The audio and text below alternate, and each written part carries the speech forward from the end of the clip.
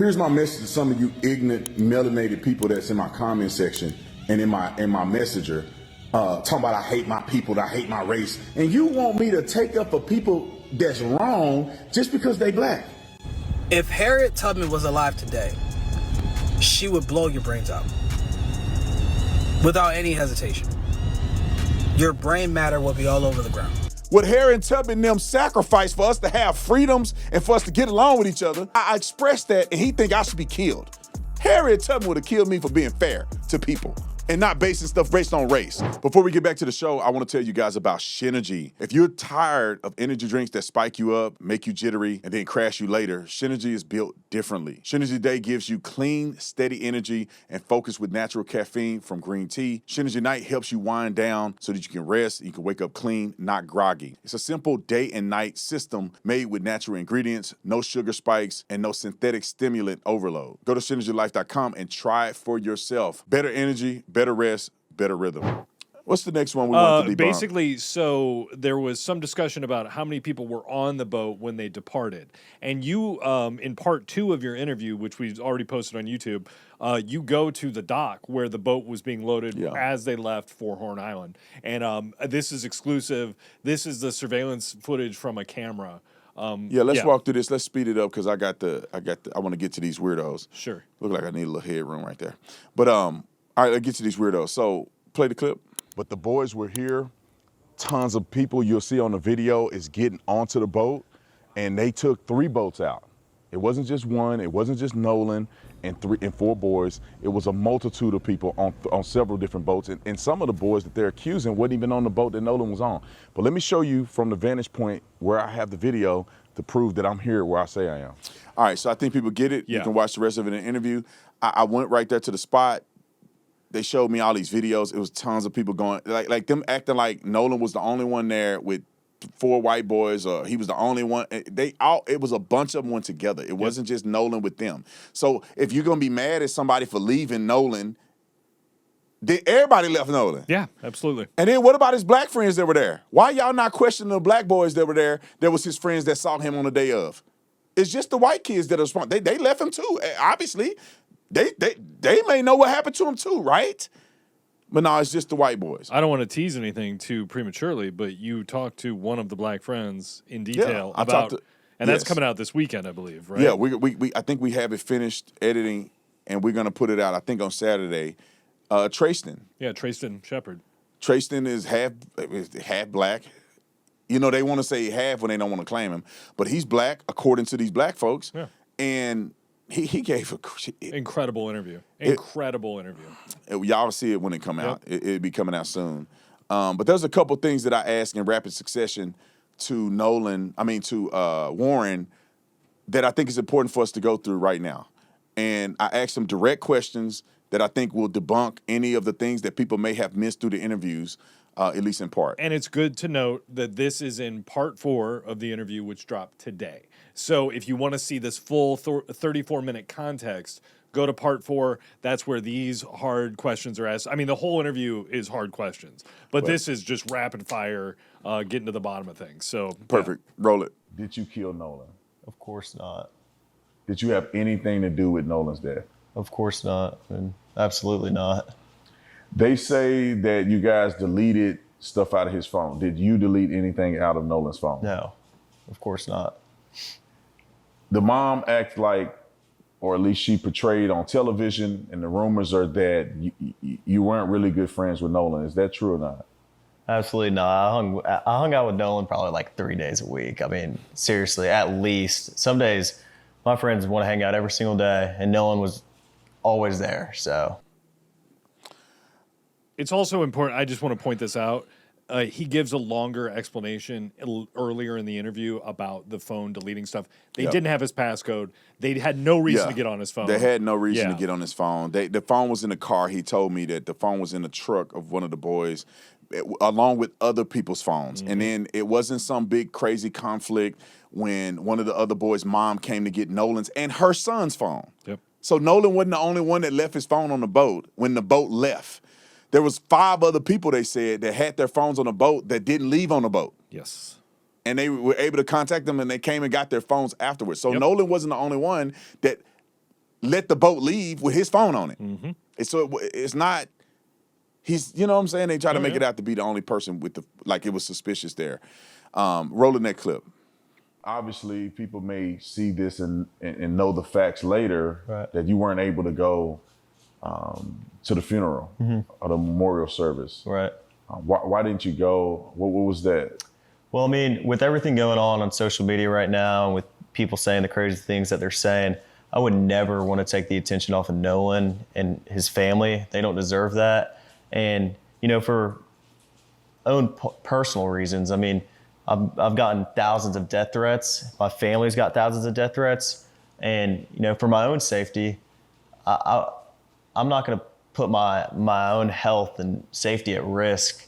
You know, it breaks my heart that I can't go, and it hurt me more than anything. Because, obviously I want to say my last goodbyes to one of my best friends, but I mean, if I'm getting thousands of death threats with people saying they're going to kill me and do crazy things to my family and I couldn't bring myself to go because, you know, I got to put my own safety first. All right, next clip, roll it. Was this about race? Did this have anything to do with race as far as from your perspective? Absolutely not. I mean, Nolan's been a great friend of mine since 8th grade. Nolan isn't my only friend of color, and you know, I have plenty of friends through high school and friends I have now, not just Nolan, who are black, Mexican. You know, I've never looked at that, and none of my friends ever have. Like, and if you do, you know, that's disgusting. You know. Our next clip. Was Nolan the only black person on that island? Absolutely not. I saw a lot of black people, and like I said, I mean, you know, it's not pointing out or anything. I mean, I wasn't looking at that, but my buddy Trayson was out there, and you know, he's mixed. Javon was out there, he's came out, he's mixed. I know a bunch of my friends that are black that were out there that day that I haven't even mentioned. I mean, Nolan was not the only black person out there, by no means. I mean, like, there was thousands of people out there, white, Mexican, black, everyone, you know. And in the friend group, is Nolan the only black person in the friend group? Absolutely not. My buddy Trayson's black. I have other friends of color.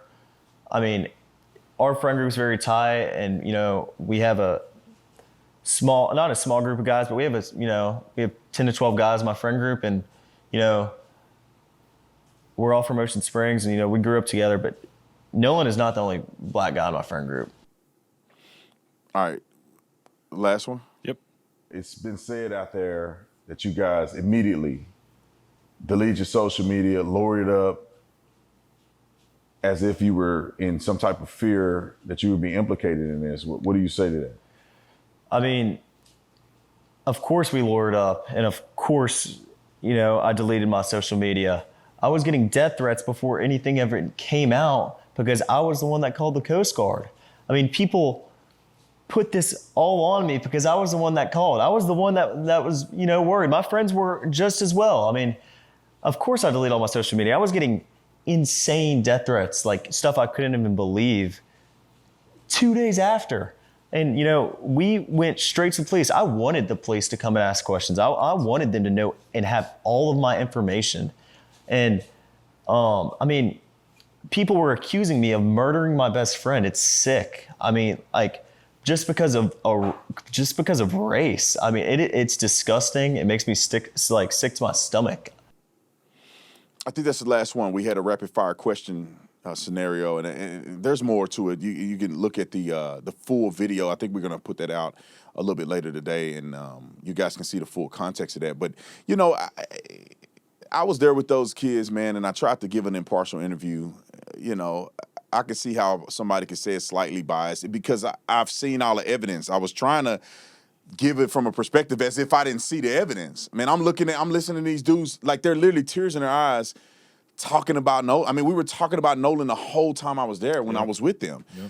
Them going out to the boat and remember, well, you weren't with us, but, you know, Nick and everybody was with us and they played some of his favorite songs. Dude, that made me emotional, to be honest.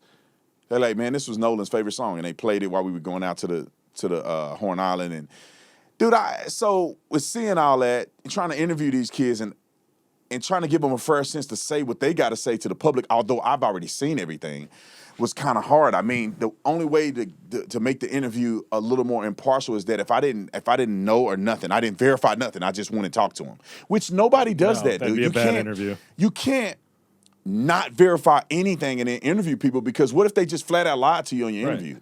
Yeah, you have to vet. You got a whole bunch of fake information out there, and you're like, I didn't know. No, Well, and then you're guilty of doing what everybody else is exactly. guilty of. So, Exactly. These kids can come on there and go, we didn't do nothing. This, and that, and that. And I didn't do no research. Yeah. I didn't look at any data. And then they could be just flat out lying. So therefore, I feel a lot more confident that I'm like, I seen everything that they said. We've already talked about this and everything. But I want the world to hear what they already done said. well, so much so that I read a 70-page document that's like a secret document, and I went through everything with a fine-tooth comb.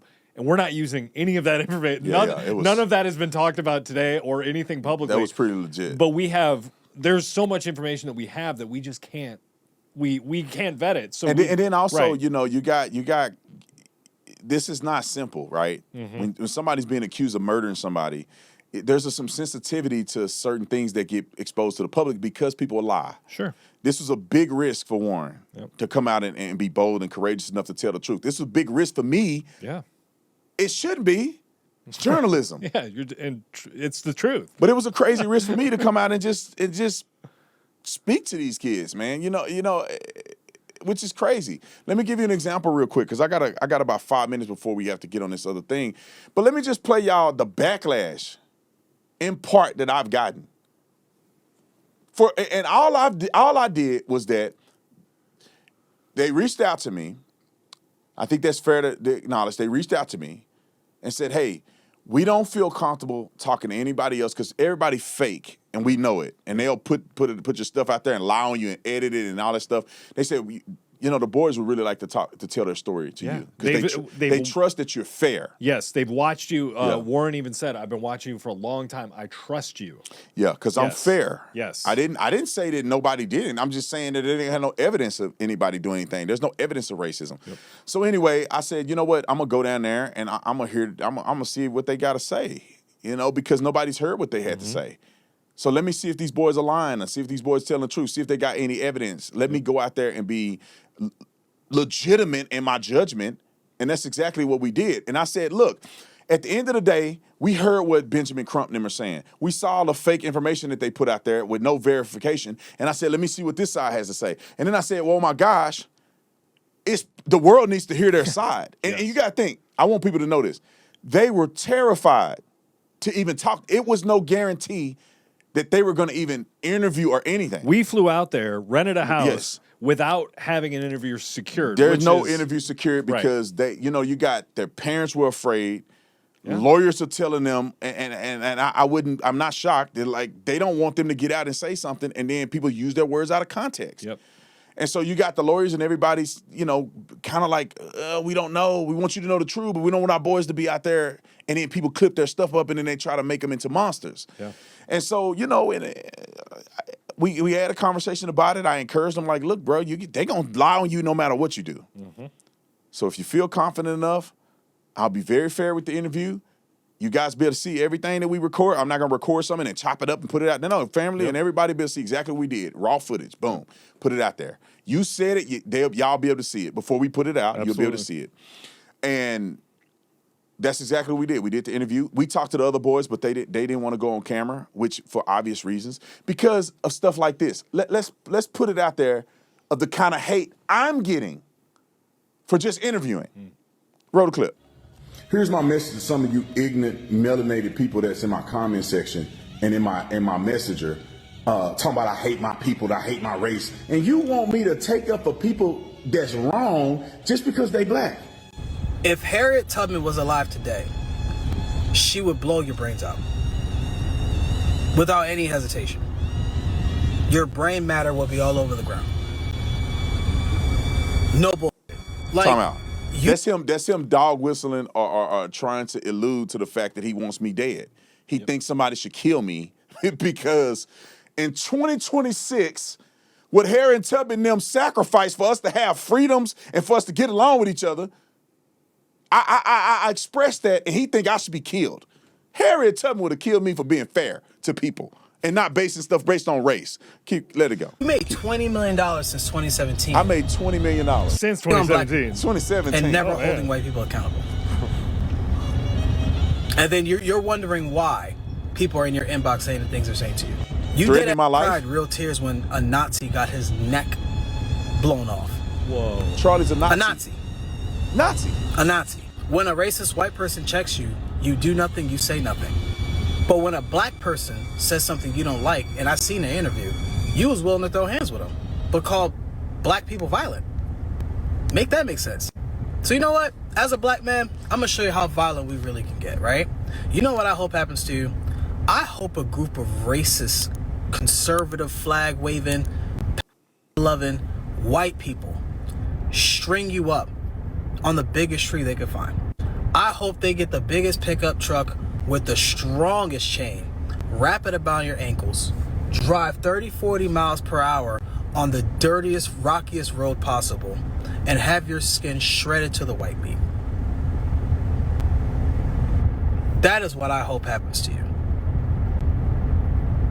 Genuinely, that is what I hope happens to you.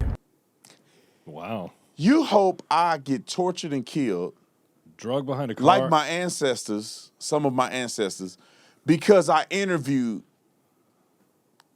one kid, two kids, one black Yeah. and one white. Right. Just interviewed. I didn't speak for them. I let them say what they had to say. Yeah. I asked them the questions that y'all had and the accusations against them, and I let them talk on a podcast. And now I'm supposed to get drugged and killed and hanged from a tree by racist white people. Make your mind up, bruh. I'm chucking and jiving for the white man because I want to be white and all this. But then the same people gonna kill me for no reason. What he really wanted to say is he hoped that one of them killed me. Well, that's gonna be a hard task, my brother. All right, there's a I got to get up off here.